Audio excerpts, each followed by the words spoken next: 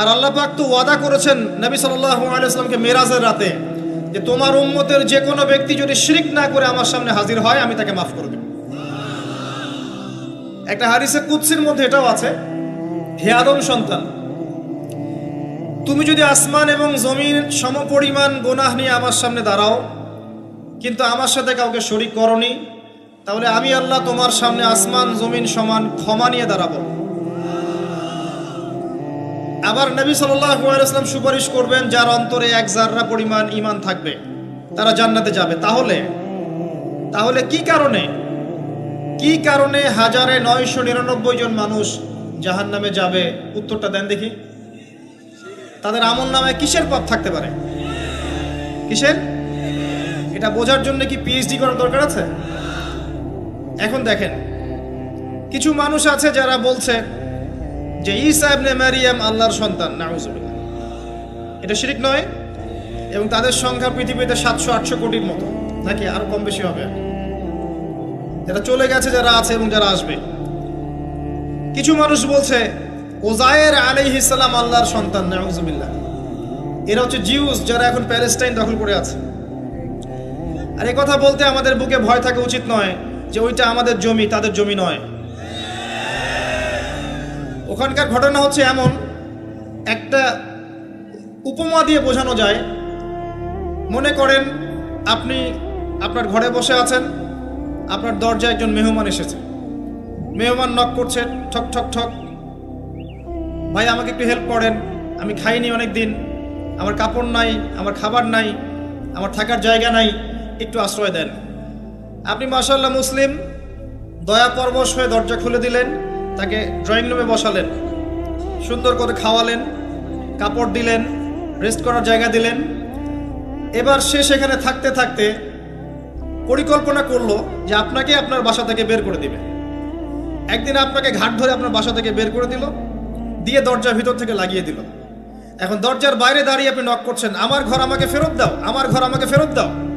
আর এই ব্যক্তি বলছে আপনি জঙ্গি, আপনি সন্ত্রাসী। এটা হচ্ছে সবচেয়ে সেরা উদাহরণ প্যালেস্টাইন এক্সাম্পলের। তো এরা বলছে ওজায়ের আলাইহিস সালাম আল্লাহর সন্তান। একটা কথা আমি বলি, হতাশ হবেন না। ফেরাউন তার দলবল নিয়ে যখন লোহিত সাগরে ধাওয়া করছিল মুসা আলাইহিস সালামকে, আল্লাহ পাক কি করেছেন? আল্লাহ পাক সব সৈন্যকে আগে লোহিত সাগরে এনেছেন, আনার পরে মুসা আলাইহিস সালামকে পার করে দিয়েছেন।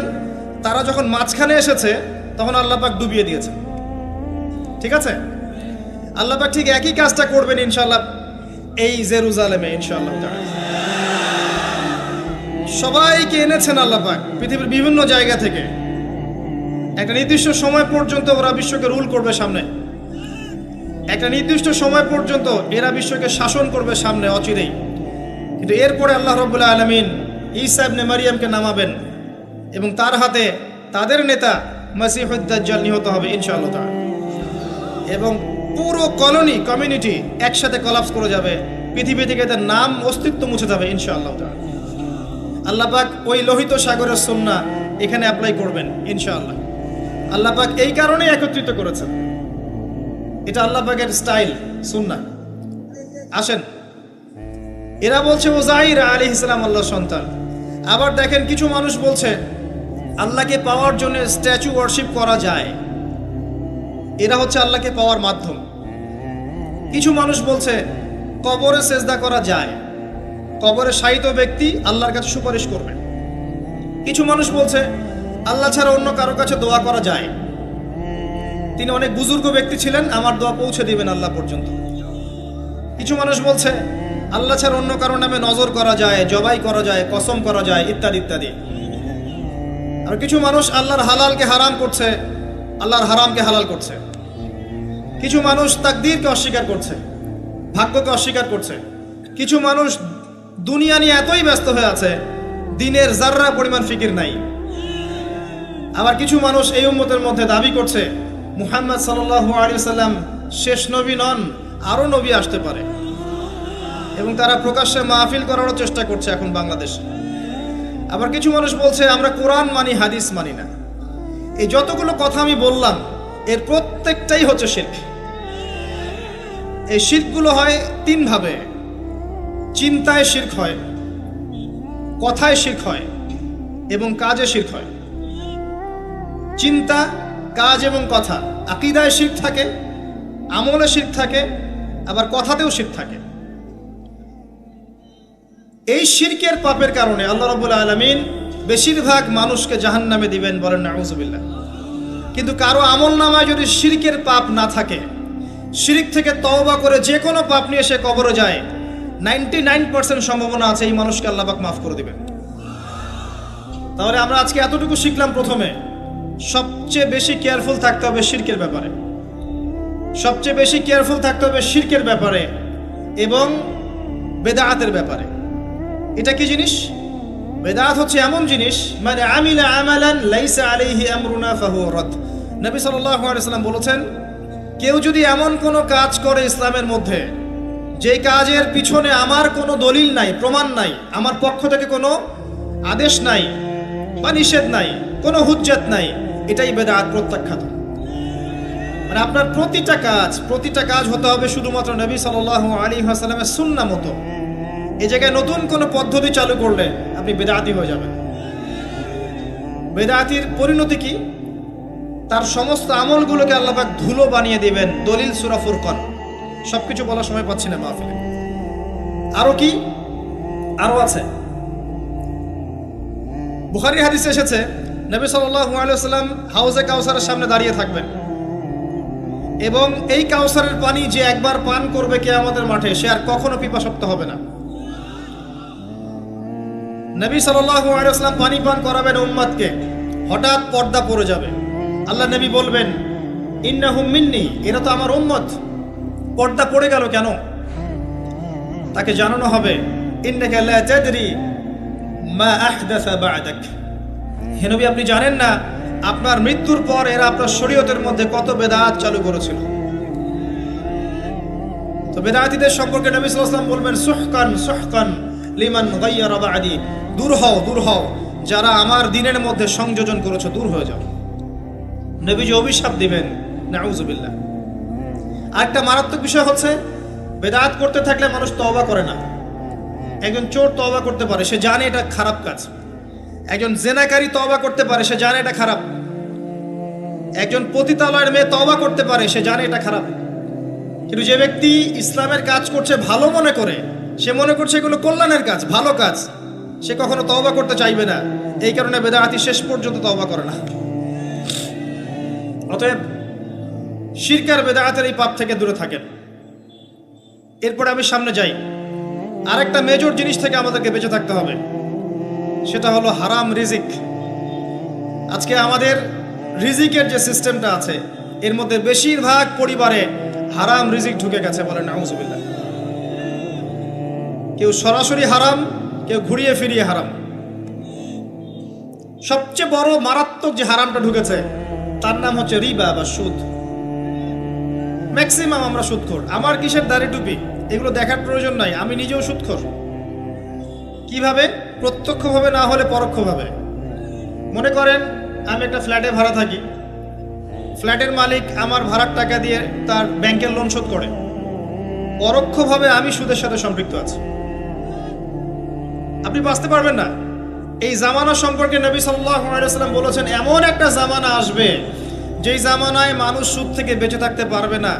যে বেঁচে থাকার চেষ্টা করবে তার গায়েও সুদের ছিটা ফোঁটা গিয়ে লাগবে, কোনো সন্দেহ নেই। এটা সেই জামানা, টপ টু বটম সব জায়গায় সুদ।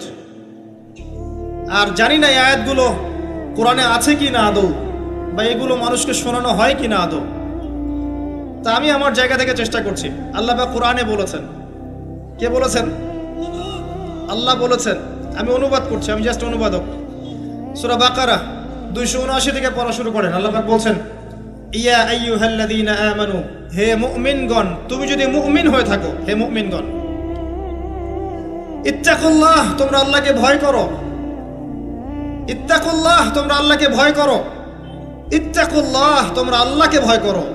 ওয়াযারু মা বাকিয়া মিনার রিবা, সুদের অবশিষ্ট অংশগুলো ছেড়ে দাও। ইন কুনতুম মুমিনিন, যদি প্রকৃত অর্থে মুমিন হয়ে থাকো।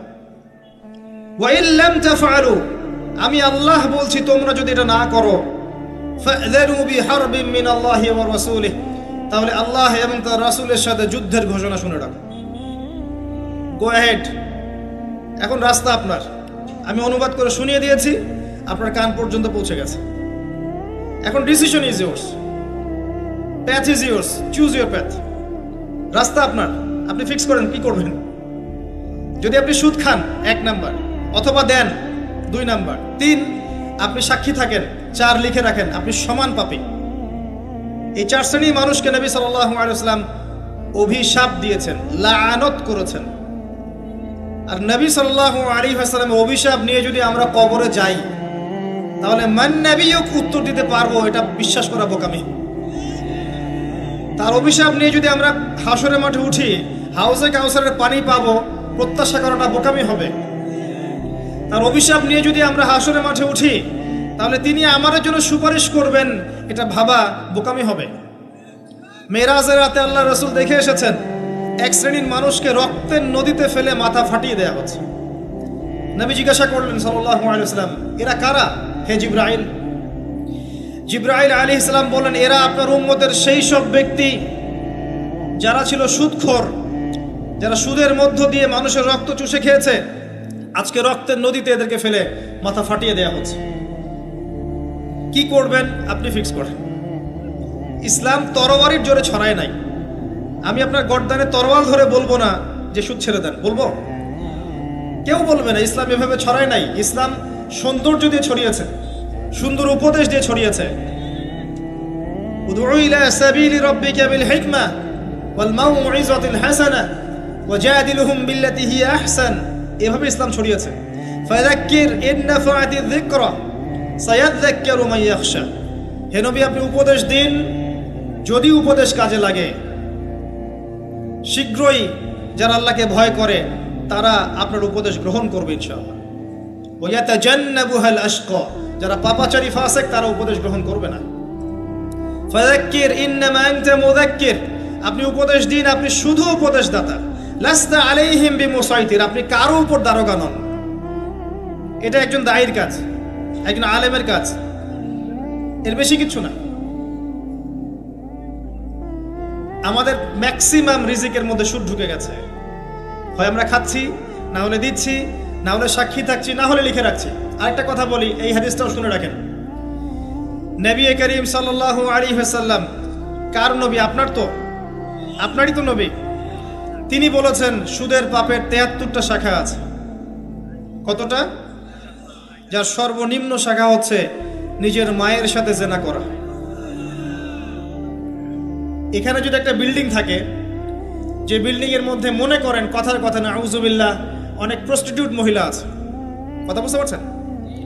এখানে আছে অনেক প্রস্টিটিউট মহিলা, যারা এখনকার ভাষায় সেক্স ওয়ার্কার্স, কারণ তারা যৌনকর্মী বলতে চায়, পতিতা শব্দ ইউজ করতে চায় না। তারা এটাকে একটা স্বীকৃতি দিতে চেষ্টা করছে আর কি। সেক্স ওয়ার্কার্স এটা একটা কাজ, নাউযুবিল্লাহ। এই কারণেই সমাজে বেশি বেশি মহামারী ছড়াবে। এই কারণেই সমাজে এমন কিছু পাপ ছড়াবে, এমন কিছু রোগ ছড়াবে যে এই রোগগুলো কখনো ছিল না ইতিহাসে। এই কারণেই হাদিসে এসেছে, শেষ জামানায় যখন অশ্লীলতা বেড়ে যাবে, বেহায়াপনা বেড়ে যাবে, নগ্নতা বেড়ে যাবে, তখন সমাজে বেশি বেশি এমন রোগ ছড়াবে যে এই রোগগুলো আগে কখনো ছিল না। মনে করেন এখানে এমন একটা বিল্ডিং আছে, সেখানে কিছু সেক্স ওয়ার্কার্স আছে, এখানে কেউ ম্যানেজার, কেউ কাজ করে, কেউ মনে করেন দারোয়ান, কেউ মনে করেন ডিলার এগিয়ে দিচ্ছে, কেউ মনে করেন যে ঘরে ঢুকিয়ে দিচ্ছে, ইত্যাদি ইত্যাদি। এক একজন এক এক সেকশনে কাজ করছে, আর একটা কর্পোরেট সেকশনের মতো। এখন আপনি কি তাদের কারো বাসায় দাওয়াত খেতে চাইবেন? চাইবেন? আপনি কি তাদের কারো উপার্জন খেতে চাইবেন? যদি এমন হয় এখানে সব সেক্স ওয়ার্কার্স নয়, সবাই আমাদের মা, নাউযুবিল্লাহ। শব্দটা প্রয়োগ করলাম আঘাত করার জন্য, কারণ নবীজি বলেছেন মায়ের কথা। মনে করেন এরা সবাই আমাদের মা, নাউযুবিল্লাহ। এখন কি আপনি এটাকে পছন্দ করবেন? এখানে যদি কেউ কাজ করে তার রিজিক খেতে চাইবেন? রিবার মধ্য দিয়ে আমরা এগুলো করছি, কোনো ফিকির নাই, যায় আসে না কাজ কারো কিছু, দিব্যি খাচ্ছে। যখন দেখবেন পাপ করতে করতে করতে করতে আমার মনের মধ্যে কোনো রিয়াকশন হচ্ছে না, তখন বুঝে নেবেন কলব মরে গেছে, ডিস্ট্রয়, ডেড হার্ট।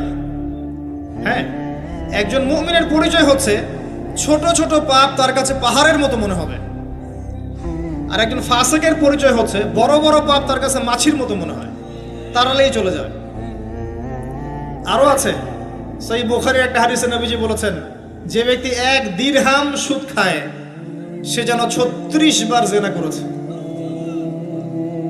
একবার জেনা করার শাস্তি 100 বেত্রাঘাত এবং 1 বছরের জন্য বহিষ্কার, যেটাকে আমরা উস্কে দিই এখন বলি কাছে আসার গল্প। একবার সূরা নূর পড়েন, সূরা নূরের প্রথম আয়াতগুলো পড়েন। যদি কেউ জেনা করে একবার 100 বেত্রাঘাত এবং 1 বছরের জন্য বহিষ্কার। আর যদি কোনো বিবাহিত ব্যক্তি করে তার শাস্তি হচ্ছে রজম, পাথর নিক্ষেপ করে হত্যা করা। আর 1 দিরহাম সুদ খেলে আপনি 36টা মেয়েকে রেপ করছেন। এবার চিন্তা করেন, এই শাস্তিগুলো যদি দুনিয়ায় কার্যকর না হয় এবং দুনিয়াতে যদি আমরা তওবা না করে যেতে পারি, পরকালে কার্যকর হবে কোনো সন্দেহ নাই। দুনিয়াতে শোধ করে যাওয়া ভালো পরকালের চাইতে। অতএব আল্লাহর ওয়াস্তে আমি হাত জোর করে রিকোয়েস্ট করছি, আল্লাহর ওয়াস্তে সুদ ছেড়ে দেন। ভ্যান চালায় খান, সবজি বিক্রি করে খান, একটা ছোট কাপড়ের ব্যবসা করে খান, একটা মাছের আড়ত করে খান, গবাদি পশু প্রতিপালন করে খান, কৃষিকাজ করে খান, আল্লাহর ওয়াস্তে সুদে যায় না।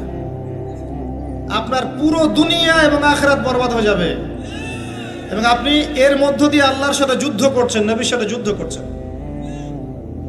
এর উপরেও আছে পেপার মানির মধ্যে সুদ।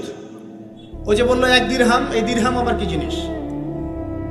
দিরহাম মানে রৌপ্য মুদ্রা। দিনার এটা কি জিনিস? স্বর্ণ মুদ্রা, ইসলামিক মুদ্রা।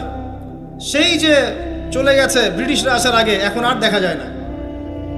একটা গোল্ড কয়েন যার মূল্যটাকে ইকোনমিক্সের ভাষায় বলে ইন্ট্রিনসিক ভ্যালু।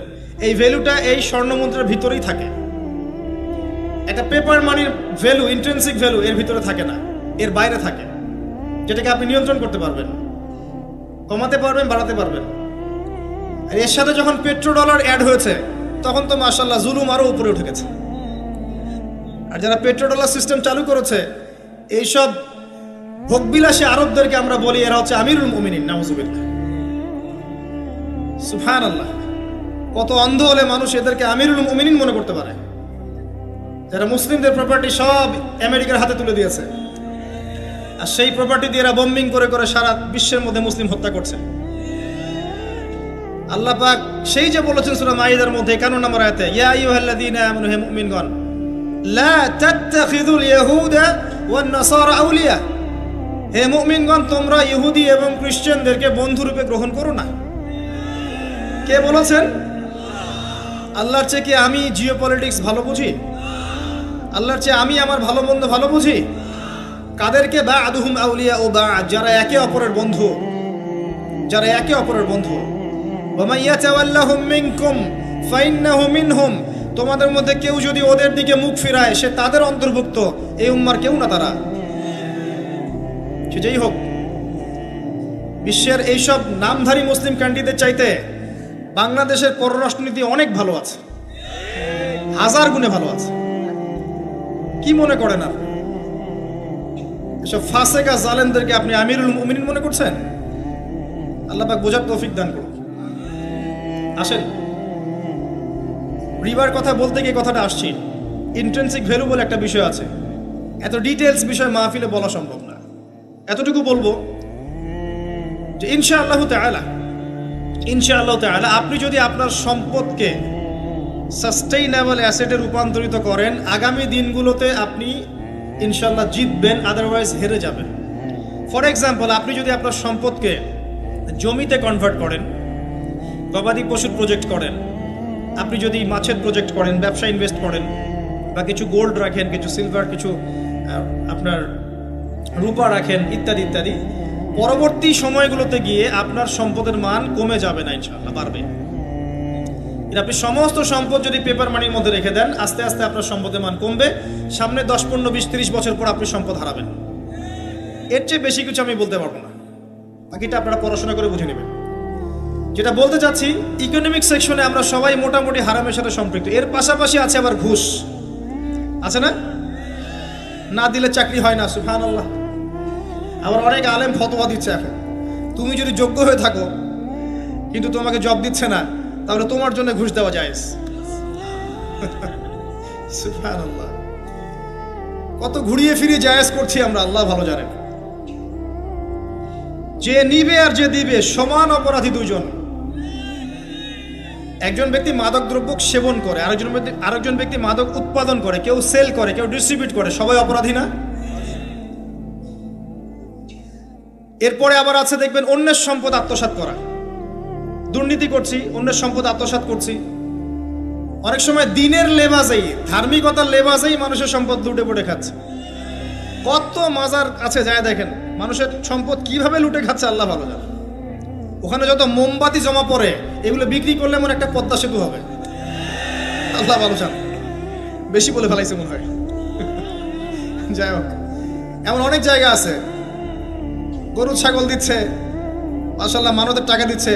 এই যে কয়দিন আগে দেখলাম একটা চ্যানেলেই দেখলাম, দান বাক্স খুলেছে, কোটি কোটি টাকা বের হচ্ছে এখন থেকে। জি, আমি মনে করতে পারছি না, বাট আমি দেখেছিলাম।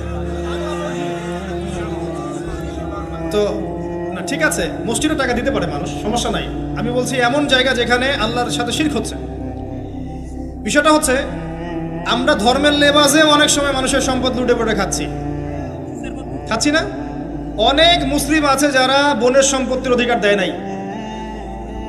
আল্লাহ রাস্তায় সময় দিয়ে আসে, চিল্লা দিয়ে আসে, বলছে যে আমার বোন তো আমাকে সম্পত্তি দান করে দিয়েছে, মাশাআল্লাহ। তাই আমরা কেমনে দান করছে ভাই? তো বলে আমি ওকে বলছি তুই যদি আমাকে দিস তো সব হবে। তো দিয়ে দিছে, মাশাআল্লাহ। তা বললাম যে আপনি মরার আগে ওটা তাকে সওয়াবের আশায় দিয়ে দিন, এই অবস্থায় মরেন না। আমরা অনেক সময় ধর্মের লেবাজেও মানুষের সম্পদ আত্মসাৎ করি, কোনো সন্দেহ নাই। আল্লাহ পাক আমাদেরকেও হেফাজত করুন, আমিন। এক কথায় বলতে চাই প্রিয় ভাইয়েরা, পরিবারের মধ্যে হারাম রিজিককে ঢুকতে দিয়েন না। হারাম রিজিক ঢুকলে পরে আপনার ইবাদত কবুল হবে না। আপনি ছোটখাটো কিছু করেন, হালাল রিজিক খান, অল্পতে আল্লাহ পাক সন্তুষ্ট হয়ে যাবেন ইনশাআল্লাহ তাআলা। আল্লাহ পাক তো বেশি কিছু চান না আমাদের কাছে। আল্লাহ পাক কি চান? আমরা তাকে ভালোবাসি, আমরা তার জন্য আমাদের ইবাদতগুলো ঢেলে দেই, তার সাথে শিরক না করি, তার নবীর সুন্নাহ মতো চলি, একটু হালাল খাই, একটু পর্দা করি, বাচ্চা কাচ্চাদেরকে ইসলামী আদর্শে বড় করি, পরিবারের আদর্শটা একটু ঠিক করি। এত বেশি কিছু কি আল্লাহ পাক চান আমাদের কাছে? আল্লাহ পাক কি আমাদের কলার ধরে জিজ্ঞাসা করবেন দুনিয়াতে ইসলামী খেলাফত কায়েম করে আসো নাই কেন? বলবেন? বলবেন না, এটা বলবেন না আল্লাহ পাক আমাদেরকে। কিন্তু যাকে আল্লাহ পাক ওই ক্ষমতা দিয়েছেন তাকে বলবেন তোমাকে ক্ষমতা দিয়েছিলাম, তুমি কেন করো নাই? কথা বুঝতে পারছেন? সবার জন্য সবকিছু না, আমরা সাধারণ মানুষ, সাধারণ মানুষের জন্য সাধারণ কাজগুলো যথেষ্ট। একটু পড়াশোনা করেন, আল্লাহ পাক তৌফিক দান করুন, একটু আমল করেন, একটু পর্দা করেন, একটু হালাল খান, তাওহীদে থাকেন, সুন্নতে থাকেন, নবীর মতো লাইফ কাটান, 5 ওয়াক্ত নামাজ পড়েন, সামর্থ্য হলে যাকাত দেন, রমজান মাসে রোজা রাখেন, সামর্থ্য হলে হজ করেন, ইনশাআল্লাহ আপনি জান্নাতি। একটা হাদিস আমি পড়েছি ফয়জুল কালাম বইয়ের মধ্যে, মাদ্রাসায় পড়ানো হয়, ক্লাসিক্যাল একটা বই, সবাই কিনতে পারেন। ফয়জুল কালাম অত্যন্ত চমৎকার হাদিসের একটা বই। এর মধ্যে একটা হাদিস আছে যেটা পড়ে শান্তি লাগে, মনে হয় যে না আশা আছে পরকালে বাঁচার। সেটা হচ্ছে নবী সাল্লাল্লাহু আলাইহি ওয়াসাল্লাম সাহাবীদেরকে বলছেন যে তোমরা সাহাবীরা এমন একটা যুগে বাস করছো যেই যুগে ইসলামের 10% কেউ যদি ছেড়ে দেয় সে ধ্বংস হয়ে যাবে। কথা বুঝতে পারছেন? সাহাবীদেরকে নবীজি বলছেন তোমরা এমন একটা যুগে বাস করছো যেই যুগে যদি ইসলামের 10% 1/10 কেউ ছেড়ে দেয় সে ধ্বংস হয়ে যাবে। কিন্তু তোমাদের পরে এমন একটা যুগ আসবে যেই যুগে মানুষরা যদি ইসলামের 10% ধরে রাখতে পারে সফল হয়ে যাবে। এটা সেই যুগ না? আপনার এই যুগে প্রতিটা সেক্টরেই ফিতনা। আপনার ধর্মে দেখবেন তাওহীদের মধ্যে শিরক, সুন্নতের মধ্যে বেদাত, আলেমদের মধ্যে বিভক্তি, কাদা ছোড়াছড়ি, গালাগালি, হিংসা বিদ্বেষ, পরশ্রী কাতরতা, কত কি দেখতে পাচ্ছেন। আপনি ধর্মের মধ্যে শিরক দেখছেন, বেদাত দেখছেন, অর্থনীতিতে হারাম দেখছেন, পরিবারের মধ্যে বস্তুবাদিতা দেখছেন, কি দেখছেন না? সমাজের মধ্যে জেনা দেখছেন, পর্নোগ্রাফি দেখছেন, ফ্রি মিক্সিং দেখছেন, ফ্যামিনিস্ট রেভলিউশন দেখছেন, নগ্নতা দেখছেন, কি দেখছেন না? অর্থনৈতিক জীবনে আপনি এগুলো দেখছেন, বৈশ্বিক জীবনে আপনি মারামারি, কাটাকাটি, রাহাজানি দেখছেন, হত্যা, রক্তপাত দেখছেন। কোন যুগে বসে আছেন আপনি? এই যুগে আপনি 10% আমল করেন, জান্নাতি হয়ে যাবেন ইনশাআল্লাহ। আল্লাহ পাক তৌফিক দান করুন, কবুল করুন। একটা বিষয় হচ্ছে আমল করা, একটা বিষয় হচ্ছে আকীদা পোষণ করা। আমি যদি আকীদা পোষণ করি যে ইসলামের মধ্যে, কোরআন এবং সুন্নাহর মধ্যে প্রতিটা বিষয়ের সমাধান আছে, এটা যদি আপনি বিশ্বাস করেন, এরপরে অল্প আমল করেন, কোনো সমস্যা নেই ইনশাআল্লাহ। কারণ আপনার আকীদা ঠিক আছে। আপনি আমল করতে পারেন নাই, কিন্তু আকীদা ঠিক ছিল। আপনি মেনে নিয়েছেন লা ইলাহা ইল্লাল্লাহ, কোনো ইলাহ নেই আল্লাহ ছাড়া, মুহাম্মাদুর রাসূলুল্লাহ, কোরআন হুজ্জাতুল্লাহ, কোরআন আল্লাহর হুজ্জা, সুন্নাহ তরিকাতুন নবী, এটা আল্লাহর নবীর তরিকা। এগুলোর মধ্যে সব কিছুর সমাধান আছে, এটা আপনি মেনে নিয়েছেন মন থেকে। এবার আমল করতে গিয়ে আপনি পারছেন না। নামাজ পড়ছেন 5 ওয়াক্ত, হয়তো পরিবারটা ঠিক মতো করতে পারছেন না, চেষ্টা করছেন, হালালে থাকার চেষ্টা করছেন, কখন কখন হারাম ঢুকে যাচ্ছে, আপনি চেষ্টা চালিয়ে যাচ্ছেন ক্রমবর্ধমানভাবে, কিন্তু আপনি আকীদা রাখেন, এটাই চূড়ান্ত, এটাই সঠিক, ইনশাআল্লাহ আল্লাহ পাক আপনার সব গুনাহ মাফ করে দিবেন।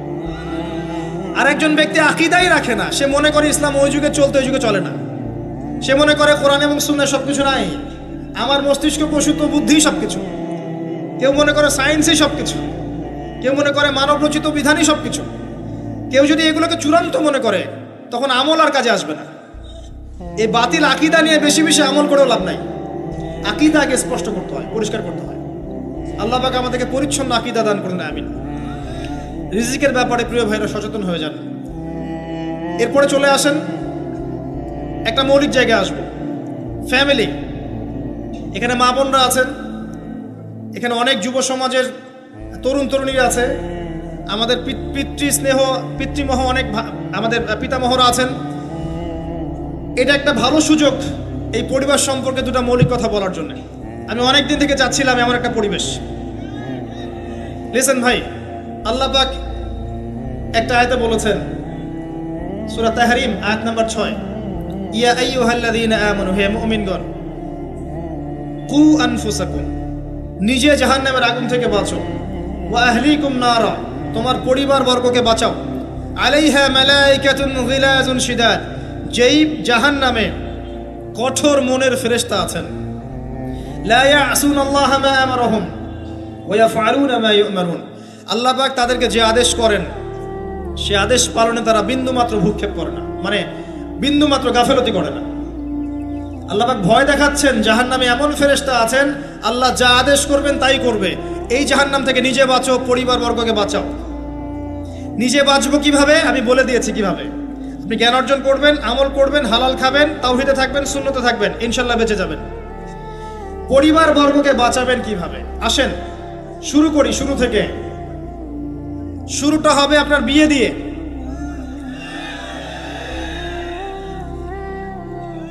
এত এক্সাইটেড হওয়ার কিছু নাই, কারণ এটা এমন একটা বিষয় যেটা করেন নাই বলে এক্সাইটমেন্ট বাড়ছে, করার পরে পস্তাতেও পারেন। এটা এমনই দিল্লি কা লাড্ডু, যে খাবে সেও পস্তাবে, যে খাবে না সে বেচারাও পস্তাবে। তবে আপনারা খেয়ে পস্তান, আলহামদুলিল্লাহ। এমনভাবে শুরু করেন না পরিবারটা যে আপনি একজন তরুণী, আপনি একজন তরুণ, বিয়ে করছেন, বিয়ের সময়ে দিনদারিতা বাদ দিয়ে অন্য কিছু দেখতে যায় না। যদিও বা অর্থ সম্পদ, বংশমর্যাদা, সৌন্দর্যের কথা হাদিসে এসেছে, হাদিসটা এমন নয় যে তোমরা 4টা গুণ দেখেই বিয়ে করবো, এমন নয়। হাদিসটা এমন নয়, অনুবাদটা অনেকেই ভুল করে, অনেকেই ভুল করে। হাদিসে বলা হয়নি কখনো 4টা গুণ দেখেই বিয়ে করো, এটা নয়। বরং বলা হয়েছে 4টা গুণ দেখে বিয়ে করা হয়। কথা কি বুঝতে পারছেন? কেউ এটা দেখে, কেউ এটা দেখে। তোমরা দিনদারিতা দেখো, না হলে তোমাদের হাত ধুলোয় ধূসরিত হবে। হাদিসটা এমন। এক্ষেত্রে কি আমরা বলবো, প্রথমত বিয়েটাকে সহজ করে দেন। বিয়েটাকে সহজ না করলে সমাজে জেনা বাড়তে থাকবে, এবং জেনা বাড়ার কারণ আছে। যখন পর্নোগ্রাফিটাতে ফ্রি অ্যাক্সেস দেওয়া হয়েছে, মানুষ রাতের বেলা পর্ন দেখতে পারে, কেউ বাধা দেওয়ার নাই। উপরের সেকশন থেকে কিন্তু এটাকে বন্ধ করে দেওয়া যেত। পৃথিবীর অনেক কান্ট্রি আছে যেখানে অনেক কিছু চলে না। চাইনিজরা ফেসবুক ইউজ করে না, করে? ওরা কি উন্নত জাতি না? ওরা তো এখন আমেরিকাকে যদি বলে ওঠো উঠবে, আমেরিকাকে বসতে বলে বসবে। ওরা এমন জায়গায় চলে গেছে। ওই ইউক্রেন ইস্যু নিয়ে আমেরিকা আর ন্যাটো আর এই ব্রিটেন আর ফ্রান্স আর ইসরায়েল কিছুই করতে পারবে না ইনশাআল্লাহ। বিকজ এখানে একটা বড় অ্যালায়েন্স আছে চায়না এবং রাশিয়ার, কিছুই করতে পারবে না। কারণ এর উদ্দেশ্য, যে উদ্দেশ্যে এটা কাজ করেছিল তারা, এটা তো সফল হবে না তারা ইনশাআল্লাহ। আজকের টপিক এটা না, আমি এদিকে যাচ্ছি না। মূল বিষয়টা হচ্ছে যে সহজ করতে হবে বিয়েটাকে। উপযুক্ত বয়স হয়ে গেলেই একটা উপার্জনের সোর্স খুঁজবেন আগে। বেকার অবস্থায় বিয়ে করতে যায় না, উপার্জনের সোর্স খুঁজবেন, তারপরে আপনি আপনার পরিবারকে বলবেন আমার বয়স হচ্ছে, আমাকে বিয়ে দাও। এবার আসেন, বিয়ের সময় দিনদারিতা ছাড়া অন্য কিছু দেখতে যায় না।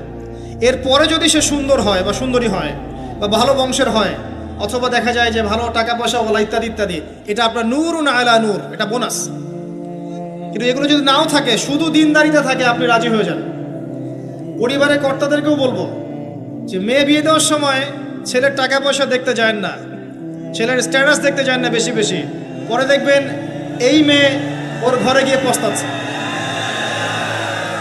আর ছেলের পিতাদেরকেও বলবো, ছেলেকে যখন বিয়ে দিবেন, একটা মেয়েকে কিনে নিব আর সাথে কিছু যৌতুকের টাকাও নিব, এই টেন্ডেন্সি নিয়ে বিয়ে করতে যায় না। ওই বিয়েতে বারাকা বেশি, যেখানে খরচ কম, যেখানে বেশি হট্টগোল নাই। চট্টগ্রাম অঞ্চলের বিয়ের মতো না, একটা বিয়েতে মনে হয় 40-50 লাখ টাকা খরচ করে ফেলায়, গেটেই সাজাবে বলে 4-5 লাখ টাকা খরচ করে। সুবহানাল্লাহ। এই 5 লাখ টাকা দিয়ে, এই 5 লাখ টাকা দিয়ে আর মনে হয় 10টা-20টা পরিবারকে বিয়ে দেওয়া যাবে। হ্যাঁ, লোহার আংটি দিয়ে বিয়ে করেছে সাহাবী। লোহার আংটিও নাই তোমার বাসায়? বলছে না ইয়া রাসূলুল্লাহ, লোহার আংটিও তো নাই আমার বাসায়।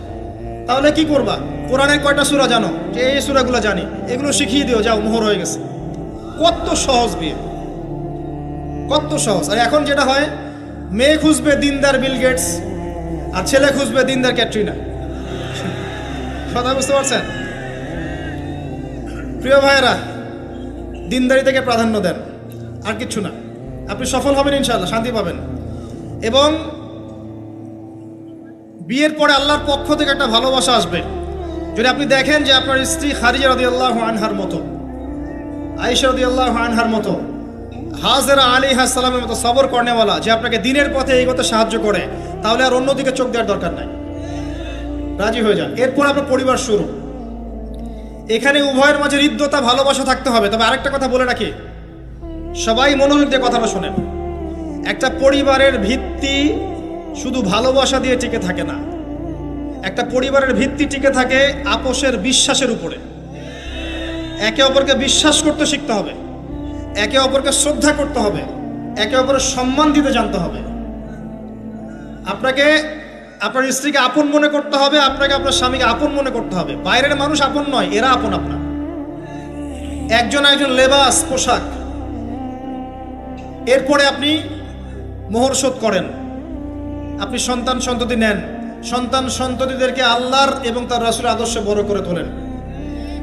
পরিবারের মধ্যে তালিম চালু করেন, তালিম। পরিবারের মধ্যে তাওহীদ রাখেন, সুন্নত রাখেন, একসাথে খেতে বসেন। স্ত্রীকে হাদিয়া দেন, স্ত্রীকে গিফট দেন, তাকে মাঝে মাঝে ঘুরতে নিয়ে যান, তাকে নিয়ে রিফ্রেশমেন্টে যান, তাকে সময় দেন, তাকে টাইম দেন, তাকে সময় দেন। নবী সাল্লাল্লাহু আলাইহি ওয়াসাল্লাম আয়েশা রাদিয়াল্লাহু আনহার কোলে মাথা রেখে কোরআন তেলাওয়াত করতেন। তার সাথে চাঁদনি রাতে দৌড়েছেন এবং চাঁদ দেখেছেন, সফর করেছেন, রাতের বেলা হেঁটেছেন, সময় দিয়েছেন, খালি পায়ে হেঁটেছেন। সময় দেন। এখন এমন একটা অবস্থা যে পুরুষদেরকে মনে করা হয় যে তারা হচ্ছে মানি মেকিং মেশিন, তারা খালি টাকা পয়সা মেক করবে, আর স্ত্রীরা হচ্ছে ওই চুলা ঠেলবে সারাদিন। আমরা এমন মনে করে নিই আর কি। আবার এই যে ফ্যামিনিস্ট রেভলিউশন যখন থেকে আসছে, ফ্যামিনিস্ট রেভলিউশন কি জিনিস? দাজ্জালের ফলোয়ার্স আর কি, যে মেয়েদেরকে আপনি ঘরে রাখতে পারবেন না। তো তারা যখন থেকে এসেছে, ইমার্জ করেছে, তখন থেকে তার একটা কনসেপ্ট দিয়েছে যে পুরুষ আর নারী একে অপরের প্রতিদ্বন্দ্বী। দেখবেন প্রতিদ্বন্দ্বিতামূলক কথাবার্তা বলে। স্বামীর মুখের উপর তর্ক করতে যাবেন না। স্বামীকে বাইরের অনেকগুলো বিষয় ফেস করতে হয়। একজন স্বামী মনে করেন প্রশাসনে চাকরি করে, তাকে তার ডিউটি ফেস করতে হয়, তার বসকে মেনটেন করতে হয়, তার এগুলো সামলাতে হয়, তাকে বাজারঘাট করতে হয়। সারাদিন পরিশ্রম করে সে বাসায় ঢোকার পরে আপনি মুখটা গোমরা করে বসে থাকেন।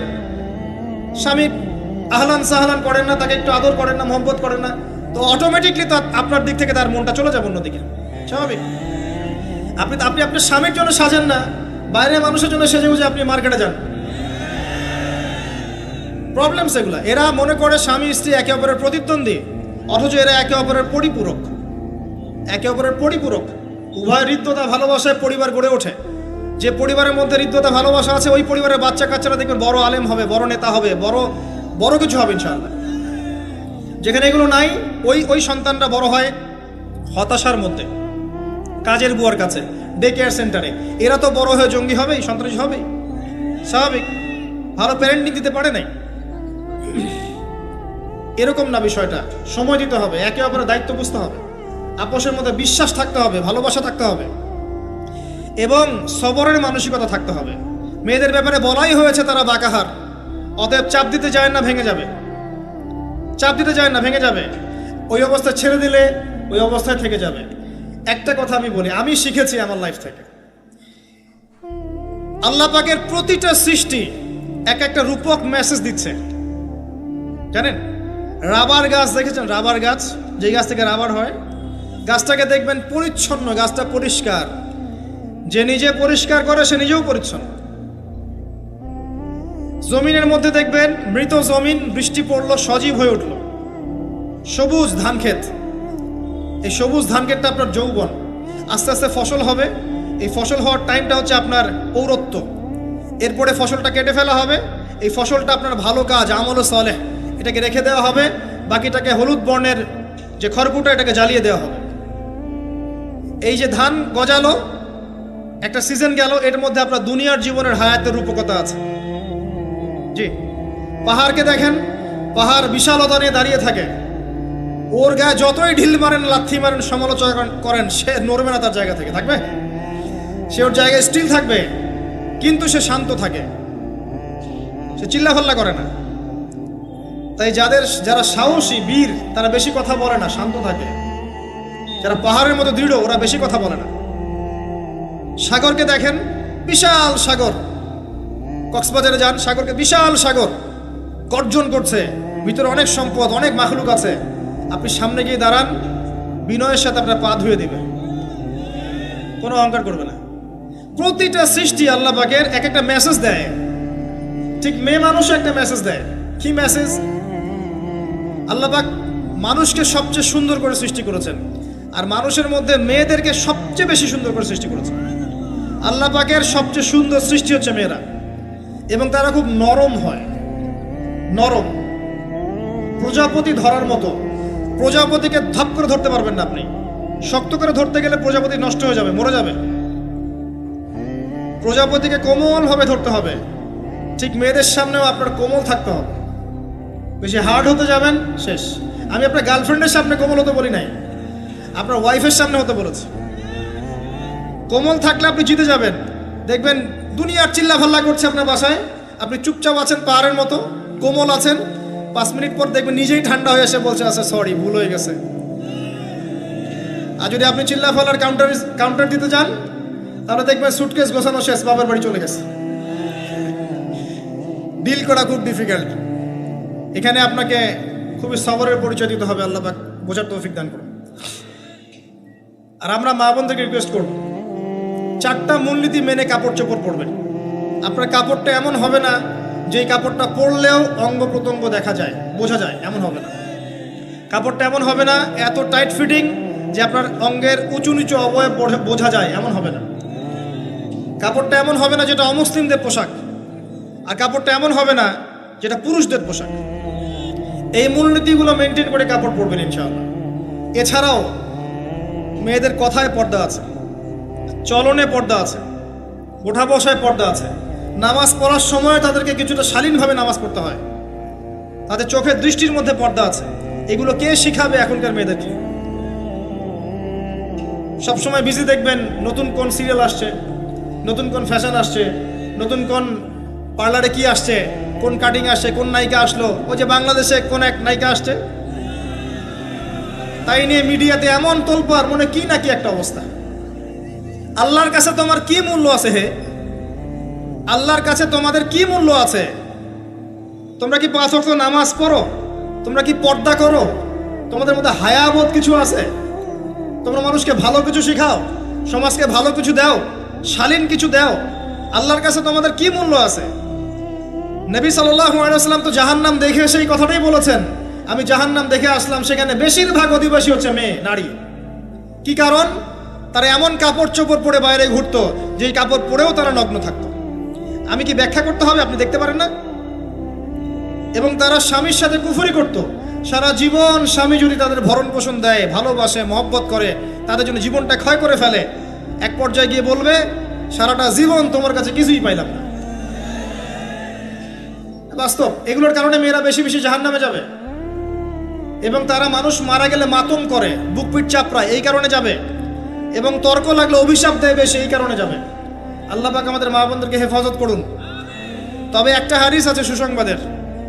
নবী সাল্লাল্লাহু আলাইহি ওয়াসাল্লাম বলেছেন, একজন নারী যদি 4টা কাজ করতে পারেন, জান্নাতের যে কোনো দরজা দিয়ে ইচ্ছা প্রবেশ করতে পারবেন। 1 নাম্বার 5 ওয়াক্ত নামাজ, 2 নাম্বার রমজান মাসে সওম, 3 নাম্বার আপনার লজ্জাস্থানের হেফাজত অর্থাৎ খাস পর্দা, এবং 4 নাম্বার আপনার স্বামীর আনুগত্য। ফ্যামিনিস্ট আকীদার মেয়ে হলে আনুগত্যকে দাসত্ব মনে করে, স্বামীর আনুগত্যকে তারা দাসত্ব মনে করে। স্বামী কে? স্বামীর সম্মান বোঝেন আপনি? স্বামী কে? যার ব্যাপারে নবী সাল্লাল্লাহু আলাইহি ওয়াসাল্লাম বলেছেন, আমি যদি আল্লাহ ছাড়া অন্য কাউকে সেজদা করতে বলতাম, তাহলে মেয়েদেরকে বলতাম তারা যেন স্বামীদেরকে সেজদা করে। আপনাকে আমি কিভাবে বুঝাবো স্বামী কে, স্বামীর মর্যাদা কোথায়? এগুলো কি ইসলাম মেয়েদেরকে ডমিনেট করছে এগুলো দিয়ে? কেন? এই স্বামী আপনার জন্য সারাটা জীবন ক্ষয় করে ফেলে। একটা চোর পর্যন্ত, একটা চোর, একটা করাপ্টেড মানুষ, দুর্নীতিগ্রস্ত মানুষ, সে চুরি করে, দুর্নীতি করে এনে বাচ্চাকে খাওয়ায়। একটা ধর্ষক পর্যন্ত ওর মেয়েকে আদর করে। পুরুষ মানুষ কি জিনিস কেমন করে বুঝবেন? সারাটা জীবন ক্ষয় করে ফেলায়। যদি আপনি তার আনুগত্য করেন, তার সামনে সুন্দর মতো থাকেন, তার কথার সাথে তর্ক না করেন, ভালোবাসা দিয়ে থাকেন, আপনার জন্য সে জীবন দিতে প্রস্তুত থাকবে। এরকম পুরুষ মানুষ। আপনাদেরকে কেউ চোখ তুলে তাকালে চোখ তুলে ফেলাবে, এরকম পুরুষ মানুষ। আর এখন তো পরিস্থিতি ডিফারেন্ট। বাসায় পুরুষ বাইরের ছেলের সাথে ফোনে প্রেম হয়ে গেছে, পালায় চলে গেছে, বিয়ে করে ফেলছে। দেখবেন বাসায় স্ত্রী আছে, বাইরের মেয়ের সাথে প্রেম করে বিয়ে করা শেষ। বিয়ে করলে সমস্যা নাই, ব্যভিচার করে ফেলছে। বিয়ে সে করতেই পারে, সে যদি সমতা রক্ষা করতে পারে, সেটা তার ডিফারেন্ট ইস্যু, এটা অন্য ইস্যু। তো স্বামীর আনুগত্য আপনাকে কিভাবে বুঝাবো? এটা দাসত্ব নয়। নবী সাল্লাল্লাহু আলাইহি ওয়াসাল্লাম বলেছেন, কোনো স্বামী যদি কোনো স্ত্রীকে চায়, তার প্রয়োজনের জন্য চায়, মহব্বতের জন্য, স্ত্রী যদি চুলায় রান্না করতে থাকে, ওই রান্না ফেলে দিয়ে তাকে আসতে হবে। হাদিস। রাতের বেলা স্বামী স্ত্রী শুয়েছে, স্বামীর চাহিদা আছে, স্ত্রীর কোনো সমস্যা নাই, স্ত্রী ফিট, ইচ্ছা করেই অহেতুক স্বামীকে বলল আমি রাজি না, উল্টা পাশে মুখ করে ঘুমিয়ে গেল। আল্লাহর নবী বলছেন, সারা রাত আল্লাহর পক্ষ থেকে একজন ফেরেশতা আসবে, এসে এই নারীকে অভিশাপ দিতে থাকবে। এখন এগুলো হাদিস শুনলে বলবে যে ইসলাম তো মেয়েদেরকে ছোট করছে। একজন মেয়ে তার, একজন স্বামীর কথা বলছে, স্বামী তার মেয়ে, তার স্ত্রী, তার মা, তার বোন, সবাইকে তার মিরাসের হক দিতে হয়। একজন মেয়ে তার বাবার সম্পত্তি পায়, কোনো কোনো ক্ষেত্রে তার ভাইয়ের সম্পত্তি পায়, তার স্বামীটা তো পাই, তার ছেলেরটাও পায়, নানি হলেও সম্পত্তির হক আছে। একটা মেয়েকে চতুর্দিক থেকে সিকিউর করা হয়েছে ইসলামে। তারপরেও কিছু ফ্যামিনিস্টের কারণে এরা বলবে যে মেয়েদেরকে ইসলাম ছোট করছে।